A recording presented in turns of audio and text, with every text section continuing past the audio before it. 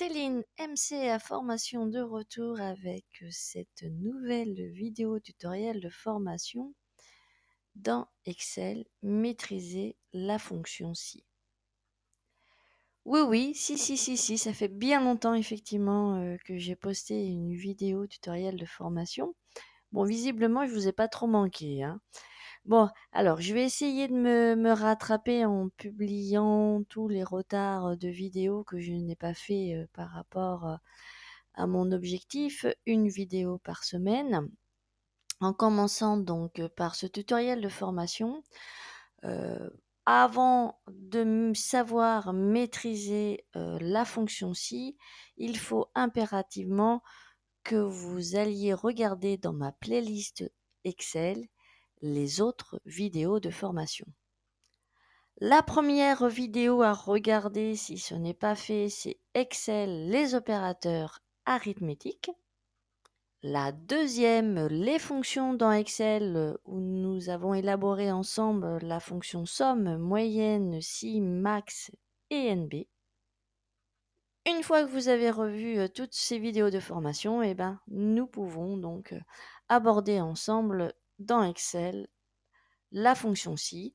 Alors, à la suite de cette vidéo tutoriel de formation, vous saurez impérativement vraiment saisir manuellement une fonction si. Nous allons avoir derrière le cours 4 exercices d'application pour savoir si effectivement vous maîtrisez bien ce cours et cette fonction. Mais avant toute chose, pour ceux et celles qui découvrent cette vidéo et surtout cette chaîne YouTube, n'hésitez pas à vous abonner.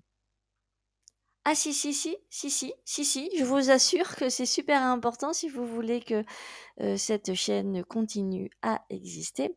Alors, comment on fait? Tout en bas de votre écran, environ par ici, vous devez avoir le petit onglet s'abonner. Et puis derrière, vous avez éventuellement la possibilité d'activer une petite clochette qui vous permet de recevoir toutes les notifications dès qu'une nouvelle vidéo, quelle que soit la thématique, est publiée sur cette chaîne YouTube. D'avance, je vous en remercie. Avant d'attaquer le cœur du sujet, une fonction. Il faut savoir lire et comprendre l'interprétation d'une fonction. Alors, vous avez toujours le signe égal pour dire qu'effectivement, vous allez passer en mode calcul sur Excel. Après, vous avez des parenthèses.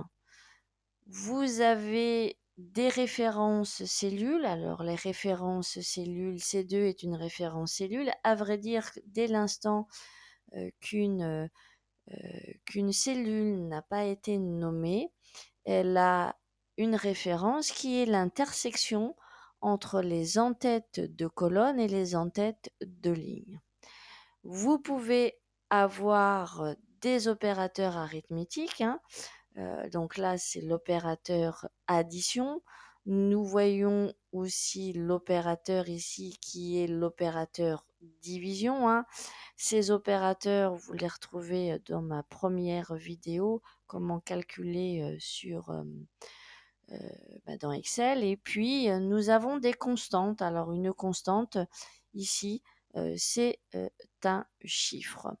Nous pouvons avoir dans un calcul une fonction qui est intégrée. Donc, dans l'autre vidéo, nous avons vu entre autres la fonction somme.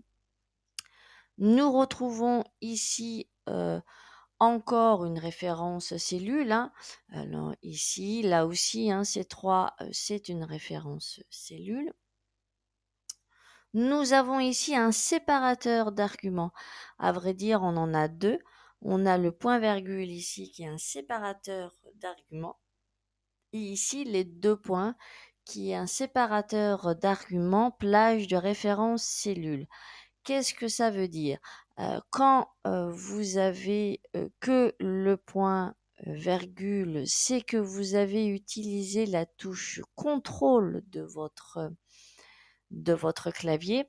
Dès l'instant que vous avez les deux petits points, c'est que vous avez utilisé la touche de fonction Shift.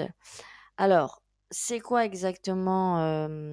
C'est des touches de fonction, contrôle et Shift qui permettent de sélectionner. Alors, n'hésitez pas là non plus à regarder la vidéo sur comment sélectionner dans Excel. Maintenant, voyons vraiment l'articulation de la fonction si dans Excel. Donc, la fonction si, il y a le symbole égal hein, ou plus hein, pour dire qu'effectivement nous sommes dans un calcul. Vous avez le nom de la fonction, donc là la fonction si, et vous aurez toujours une parenthèse qui va s'ouvrir. Une fonction doit toujours derrière le nom avoir une parenthèse pour l'ouverture de celle-ci et à la fin ici on voit bien une parenthèse pour fermer celle-ci. Derrière cette fonction-ci, vous avez forcément un test logique. Puis nous avons un séparateur d'arguments qui est le point-virgule. Nous avons derrière la valeur si le test derrière est vrai. Nous avons de nouveau le point-virgule, le séparateur d'arguments. Et ici, nous devons retrouver la valeur si le test logique est faux. Et derrière, nous devons refermer la parenthèse. Si je prends un exemple concret de tous les jours, par exemple, si il fait beau demain, donc ça c'est le test logique, c'est la condition. Nous retrouvons le séparateur ici d'arguments qui lui dans la fonction si a la définition de alors. Donc, si il fait beau demain et que cette valeur est vraie, j'irai au travail en vélo. Donc, on est bien sur la notion de vrai. Si c'est pas vrai, si effectivement demain il ne fait pas beau. Donc, nous avons ici le séparateur d'arguments sinon. Sinon quoi? Eh ben, j'irai en voiture, effectivement, hein, en voiture ou en bus, hein, mais j'irai de manière à être abrité. Donc là, nous avons la valeur si faux. D'accord? Donc, à chaque fois que vous devez construire et écrire une fonction si, il faut que vous l'articulez avec cette orthographe. C'est-à-dire qu'il faudra qu'il y ait la fonction si, la parenthèse, bien sûr, hein, le signe plus ou égal avant, la condition qu'il faudra écrire, le point-virgule donc qui va dire alors, pour pouvoir derrière y intégrer le vrai par rapport à la condition, le point-virgule, donc le séparateur d'arguments qui va dire sinon, et derrière intégrer la valeur si c'est faux. Allez, c'est parti, on va un peu plus en détail sur l'orthographe de votre condition, de votre fonction si. Alors, vous aurez égal, vous aurez la fonction si et vous aurez la parenthèse. Il va falloir ici, dans cette partie-là, que vous ayez, alors, soit une référence cellule, soit un nom de cellule. D'accord? Ensuite, il faudra que vous ayez un opérateur de condition pour pouvoir justement exprimer le test logique qui est la condition. Donc pour cela, il faut connaître les différents opérateurs de condition. Donc, quels sont les opérateurs de condition que vous connaissez? Je vous écoute. C'est parti, dites-moi tout.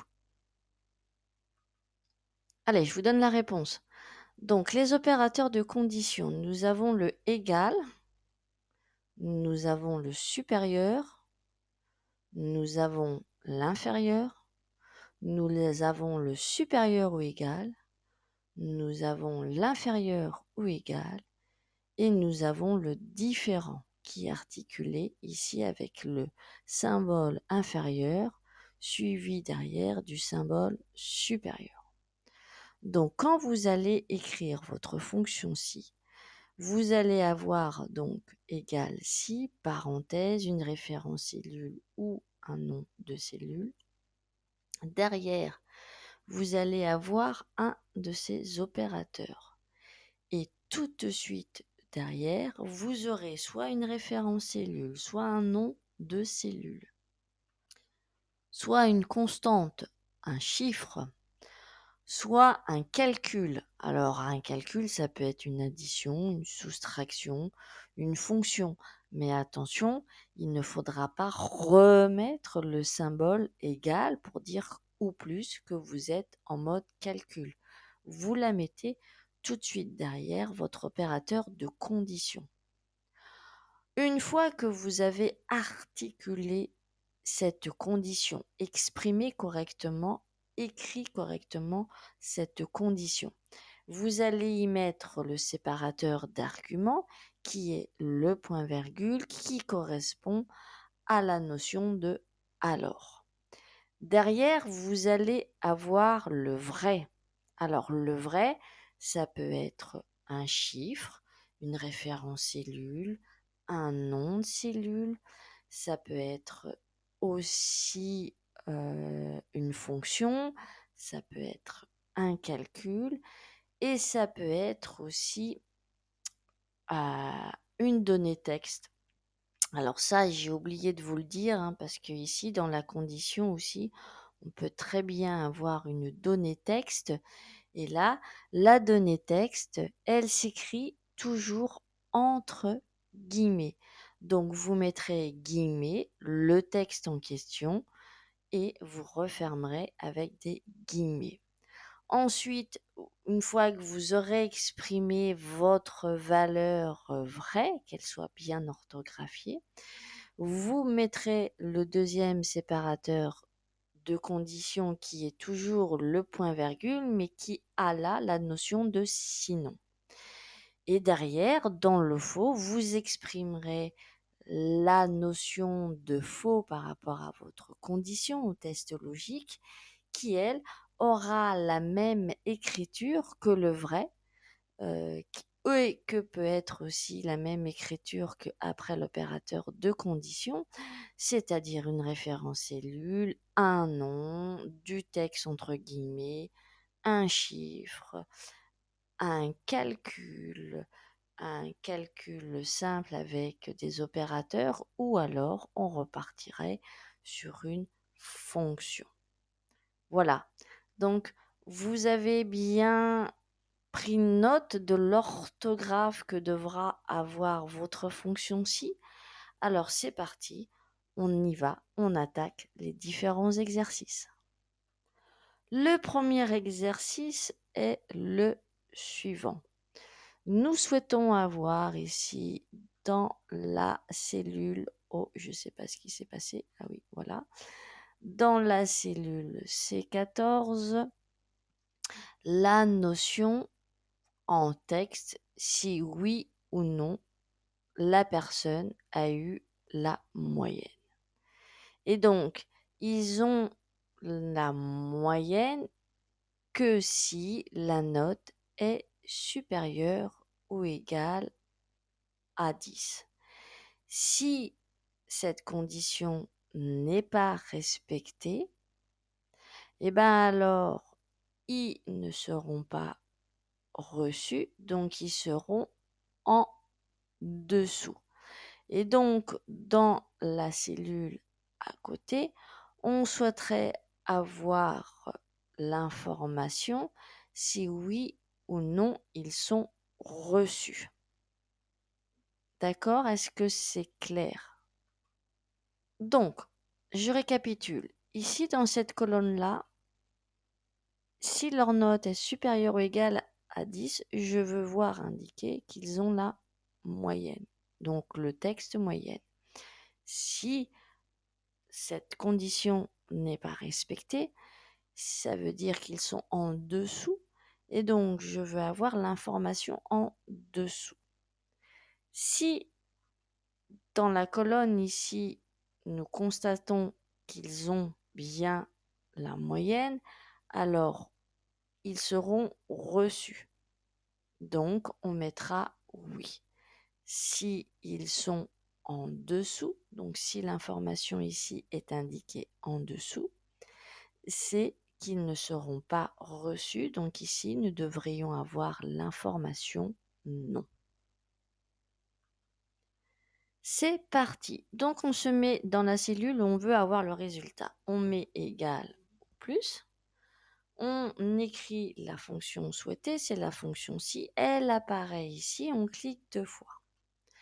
Donc là, on va écrire la condition, le test logique. Donc on veut savoir s'il a ou pas la moyenne, s'il a la moyenne ou s'il est en dessous de celle-ci. Cette condition est en fonction de la note. Donc nous allons cliquer sur la note de l'élève Jacques. Donc là, nous sommes sur une référence cellule. On a dit tout à l'heure que derrière la référence cellule ou le nom de la cellule, nous devons avoir un opérateur de condition. L'opérateur de condition, là, c'est si sa note est supérieure ou égale. Donc, nous allons indiquer l'opérateur supérieur et égal. Supérieur, égal. On a dit supérieur égal à quoi? À 10. Donc, la valeur est une valeur constante, c'est 10. Une fois qu'on a écrit cette condition, ce test logique, d'après ce qu'on a vu précédemment, nous devons mettre le séparateur de condition qui est le point virgule pour dire alors. Alors quoi? Si cette condition est vraie, on a dit qu'on voulait voir le texte moyenne apparaître. Nous avons dit qu'un texte doit forcément être entre guillemets pour apparaître. Donc nous faisons guillemets, nous écrivons le texte moyenne et nous fermons les guillemets. Et ensuite, nous mettons le deuxième séparateur d'arguments, donc le point virgule, pour dire sinon.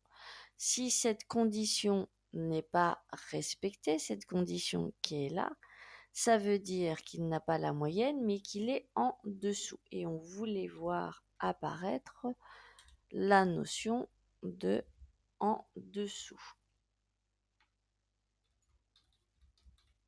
Et là, on ferme les guillemets. Là, nous avons écrit toute la fonction correctement. Il ne reste plus qu'à fermer la parenthèse. Nous faisons entrer. Là, il nous dit qu'effectivement, Jacques a la moyenne. Donc là, nous pouvons tout à fait recopier la formule vers le bas. Donc, on constate bien que les informations sont correctes. À côté, il est reçu oui. Donc, on met le mot reçu s'il a la moyenne. Non, par contre, le texte non s'il est en dessous. Eh bien, on repart. C'est-à-dire que là, on met le signe plus ou égal. On va soit partir de l'information ici moyenne. Donc là, si il a la moyenne, donc la condition c'est si c'est égal à moyenne, donc égal. Alors, j'ai oublié de mettre la fonction si, excusez-moi, il faut que j'appelle parce que sinon, voilà, parenthèse. Donc, on va chercher la référence cellule, on va dire égal et on va dire au texte moyenne qui doit, lui, être entre guillemets.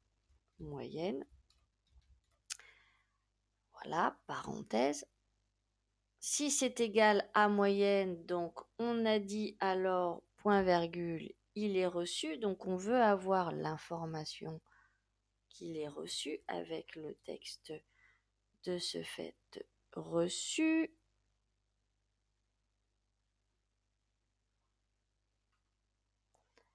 Voilà, et on n'oublie pas de fermer avec les guillemets.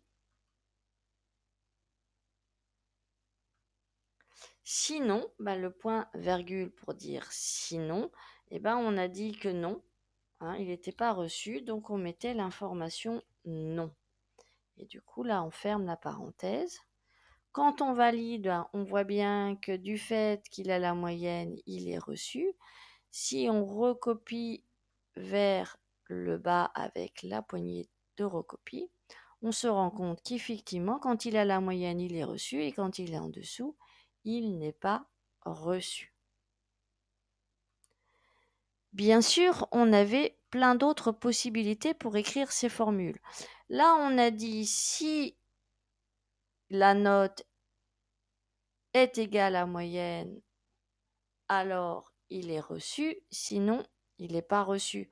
On aurait très bien pu dire si la note est différente de moyenne, alors il n'est pas reçu, sinon il est reçu. On aurait bien pu dire aussi si dans la colonne on a en dessous, donc alors s'il est en dessous c'est non, et après c'est reçu si la condition est fausse. Enfin, on a une multitude de possibilités. Ce qu'il faut, c'est que la phrase et l'orthographe soient politiquement correctes. Tout pareil, ici, dans la formule, donc nous avons dit si c'est supérieur ou égal à 10, mais on aurait très bien pu dire si c'est inférieur à 10. Alors là, dans le vrai, ça aurait été en dessous. Et derrière, après, le sinon, ça aurait été moyenne. Donc, vous voyez, ce qu'il faut, c'est réellement que votre phrase et que votre orthographe soient correctes. Allez, on passe à l'exercice numéro 2 pour voir si c'est bien compris. Donc, voici l'énoncé de l'exercice 2. Ici, on a une valeur, un nombre attesté, qui est donc le chiffre ici 45. Mais à tout moment, bien sûr, c'est le principe de la fonction, si on change la valeur, il faut que l'énoncé soit juste. Ici, comme information, on veut savoir si le chiffre qu'on va tester est positif ou négatif. Donc ici, on veut avoir le mot soit positif si effectivement il est positif, soit le mot négatif si effectivement ce chiffre est négatif. Donc, quand là j'ai 45, il est positif, donc là je devrais avoir l'information positive. Si je mets -2, ici l'information positive doit se transformer en information négative. C'est clair? Donc je remets le chiffre 45 et là nous faisons ensemble cette fonction-ci qui est donc du coup égale à ci. Donc, égal à si la condition, on a dit qu'il faut absolument aller récupérer une référence cellule ou un nom de cellule si votre cellule n'a plus de référence mais un nom. Donc là, la valeur à tester, c'est la valeur qui ira dans cette référence cellule-là. Après, il faut savoir comment est caractérisé un chiffre qui est positif. Quand est-ce qu'on dit qu'un chiffre qui est positif?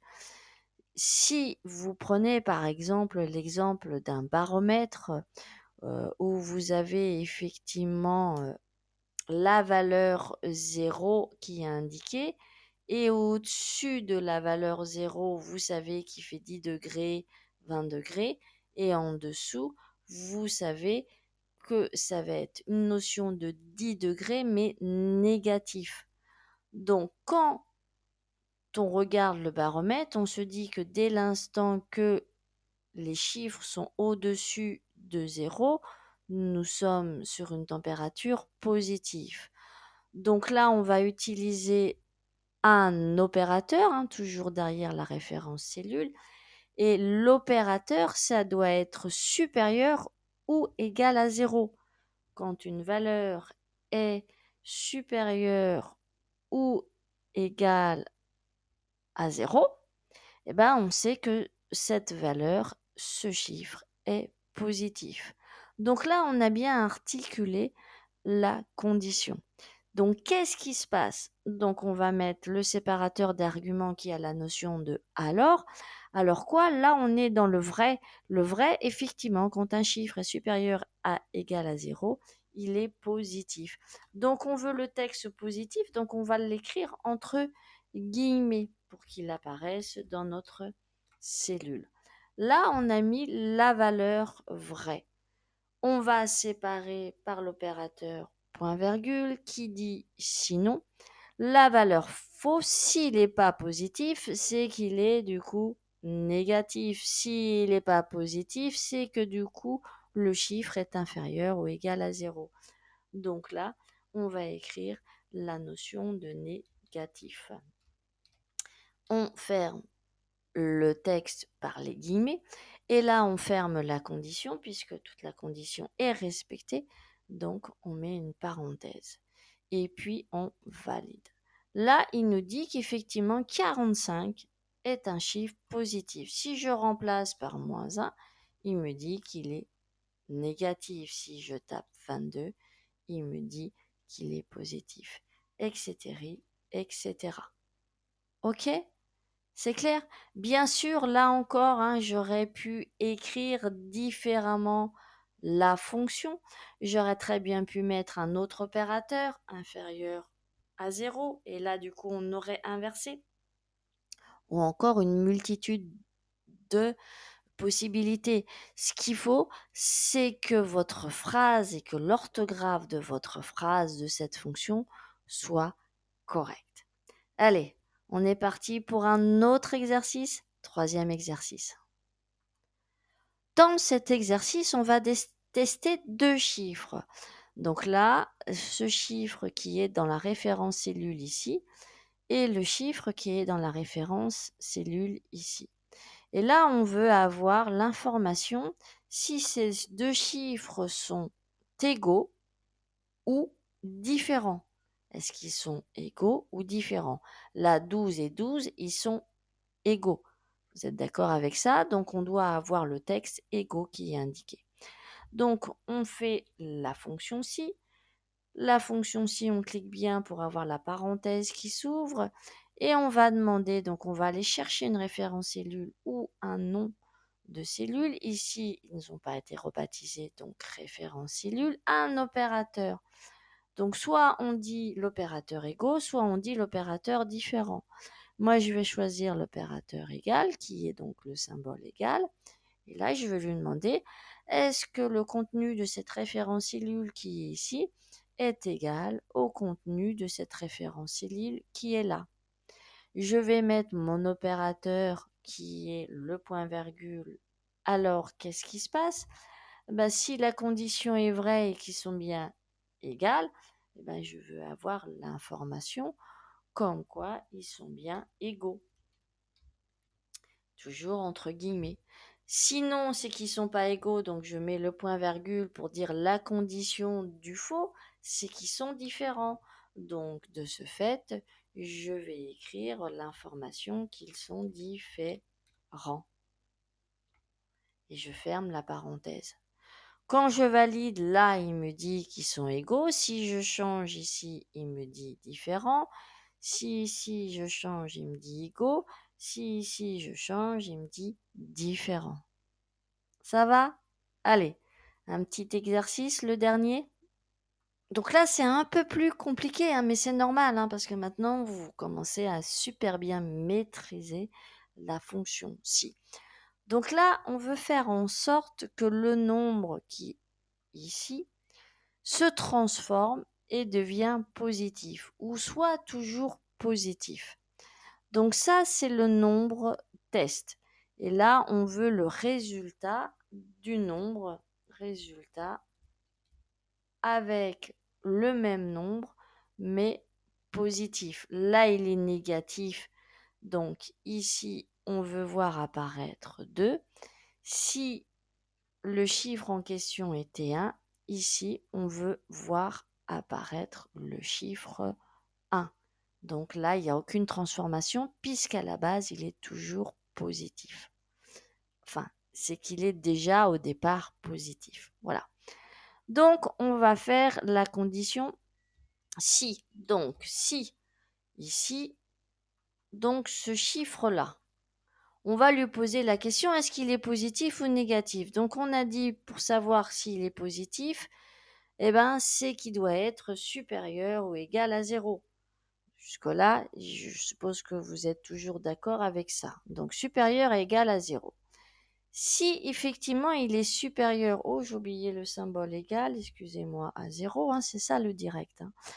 Alors, nous avons du coup rien à faire. On garde le chiffre en question qui est dans la cellule. Donc de ce fait, on va réutiliser le chiffre qui est dans la cellule. Donc on va reprendre la référence cellule de la donnée test. Sinon, sinon c'est qu'il est négatif. Ici, il est négatif, il faut le transformer en positif. Donc, on va prendre toujours le même chiffre ici et on va le transformer en positif. Donc, si la valeur qui est dedans est négative, c'est qu'il y a un signe moins. Je ne sais pas si vous vous souvenez à l'école, mais on avait appris que moins par moins, ça faisait plus. Donc, si on multipliait ce chiffre par moins,